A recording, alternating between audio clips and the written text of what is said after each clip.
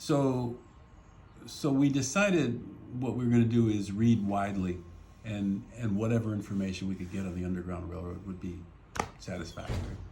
But as we read widely, and by when I say read widely, I mean if there's an article about the Underground Railroad we can read, we'll read it. You know, if there's anything, and what we found was that, like for instance, I was reading the Underground Railroad from Slavery to Freedom by Wilbur Siebert, and in that book, which attempts to be an all-inclusive book about the story of the Underground Railroad, written in 1898. So it's, in some sense, it's not going to be as up to date as something done today. But they mention Stephen Myers as being a principal agent here in the city of Albany. They mention Lydia and Abigail Mott as being important, who were Quaker ladies who were active in the city of Albany.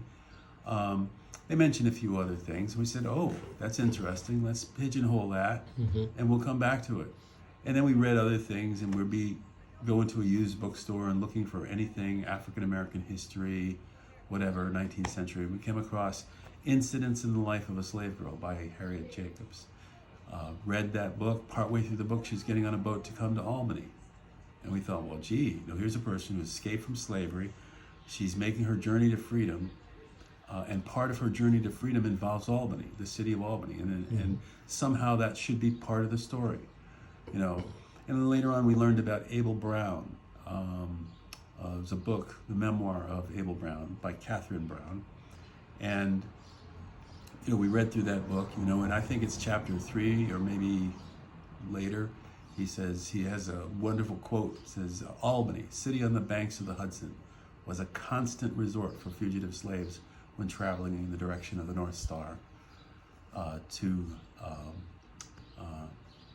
Canada, more or less. And it was like, whoa, and then he goes on in that book, his story goes on to unfold about how, he was an active member of the Vigilance Committee here in Albany and the different things that he did and whatnot. So all of a sudden these things started falling into place for us in terms of what was the story and who were the people that we should be paying attention to. And we would go to, we figured, there's like 10 colleges and universities in the area. It should be easy to find somebody who knows this history, and it was not easy. It's like almost nobody had that history at their fingertips. Or even in many cases, were there people interested in that history, right?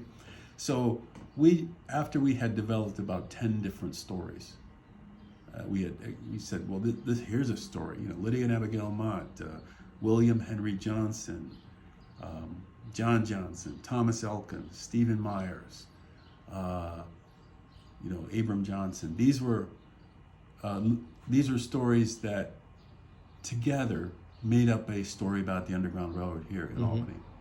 And we found there was some debate within the community about creating a commission on the Freedom Trail Commission. And back 20 years ago, this idea of Freedom Trail Commissions was an idea that was in vogue. And different counties, places around the state. The state even had a state Freedom Trail Commission that they were supposed to produce some literature about what the Freedom Trail was here in New York State. So we thought, well, we're like nobody in the big scheme of things here. We will not be appointed to this commission, but we should bring this information forward so that the commission will know what this, can have this information. So we started a walking tour with the idea of making the information public and obvious.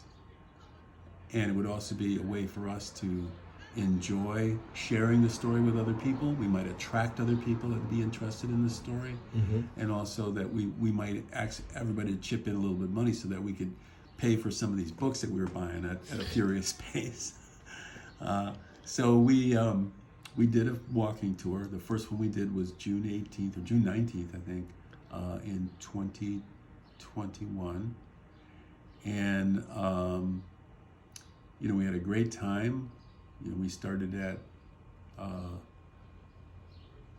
Hudson and Green Street, which is where the Northern Star and Freeman's Advocate had an office, or at least where the printing office was that published the Northern Star and Freeman's Advocate, which was the newspaper that Stephen Myers had worked on in the early 1840s.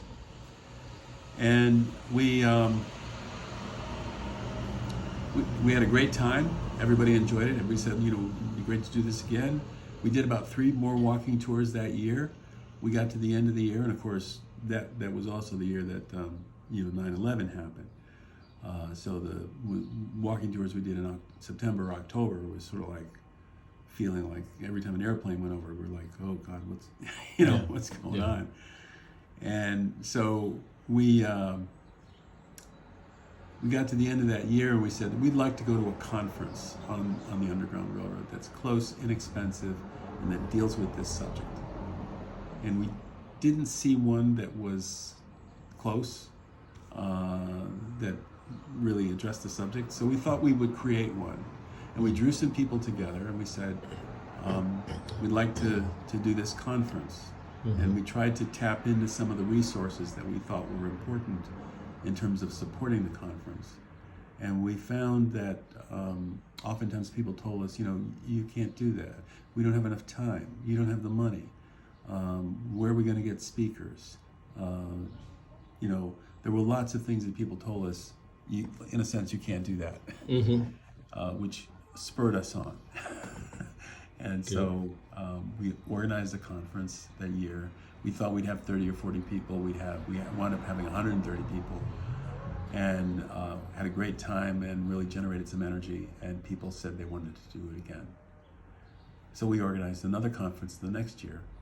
And that next year, people had told us, some of the supporters had told us repeatedly that there was some money available, some grant money available, but it had to go to a nonprofit organization, a 501c3.